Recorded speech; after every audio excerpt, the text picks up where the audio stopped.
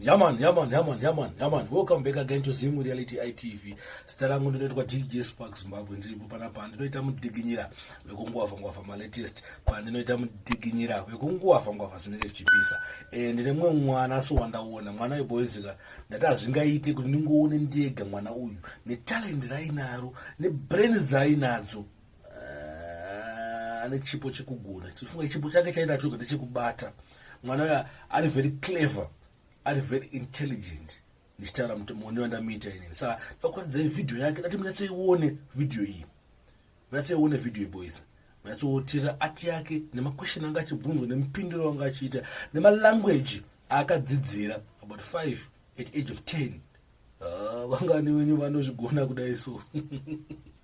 Azvigoneke zvekumhanya. Saka amana pane pagonekwa ndakozva kuti muZimbabwe munofanira kaspeed kuda sei kuombera maoko kana pachinge pagonekwa. Saka satakwadzira video iyi ndongoti garai masubscribe kana chingosina kusubscribe watangosvika panapa muzuva ranhasi.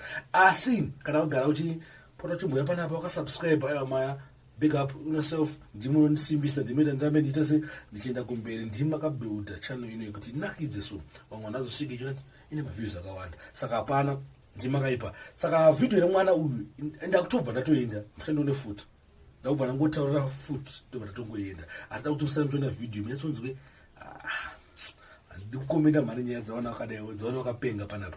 Anyway oyo unotaura malanguage mangani? 5. Chii nechii? Xhosa, English, Afrikaans, Shona nePortuguese. Saka dai wakura dai uri chii? Lawyer. Saka unoone makore mangani? 10. Une makore 10? Unodza kupi? Unodzidza kupi? Ndabva primary. Oh. Saka Shona wakadzidziswa nani? Ndakadzidziswa Aisha neMaisha ndidzi. But manje ari kuZimbabwe. Ndakadzidza 2013 Shona. Ku Afrikaans? Afrikaans ndakadzidza pachikoro. Kupi? Pakube primary. Goeie môre. Môre.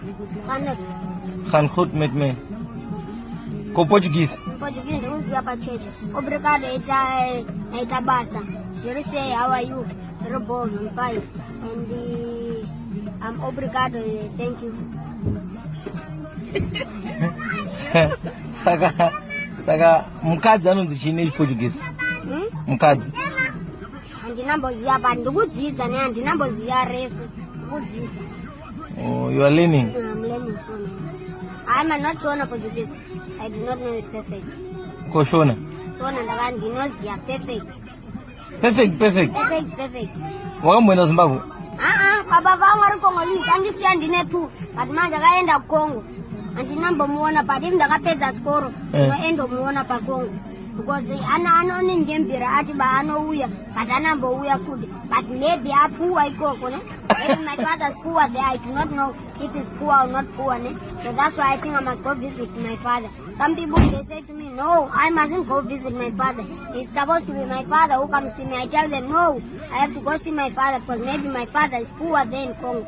I do not know because he left me when I was 2 years old. So I mustn't blame him that he's not coming to see me. I'm gonna go see him myself. Maybe he's poor behind his marriage. So you think your father is married? I know he is married. I know he is married. But maybe he's poor. I do not know if he's poor. I do have his number. But I'm gonna first ask my uncle when I finish school. I'm gonna first ask my uncle that know my father here in Joslova. They're all uncles that know my father. Yeah, and I'm gonna ask them for a map for me to give me, and then I travel to Congo. When I have a CV, then I can travel to Congo. Yeah, you're very clever, eh? I'm gonna learn all the languages. I wanted to be a lawyer when I grew up, but not anymore. He has lied to the people so much. I want to go act. You see, those 2 naughty boys, people and more. Yeah, I'm gonna be their friends. They're gonna be my friends also. I'm gonna go act with them there by Nigeria. So are you learning lessons of entertainment or something?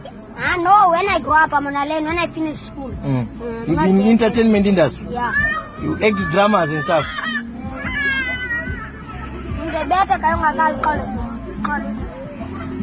So what's your name? My name is Liam.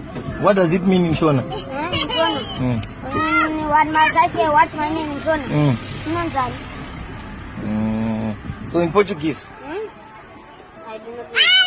Also in Portuguese you're still learning? Yeah, I'm still learning. And Afrikaans? Afrikaans, I know. What do you say? What? When I say what? When you want to say, what is your name? Yeah, what's your name? What's your name? Oh, okay. Alright. So here there are no scholars. You're not afraid of scholars here? No, I do have a phone. I'm afraid.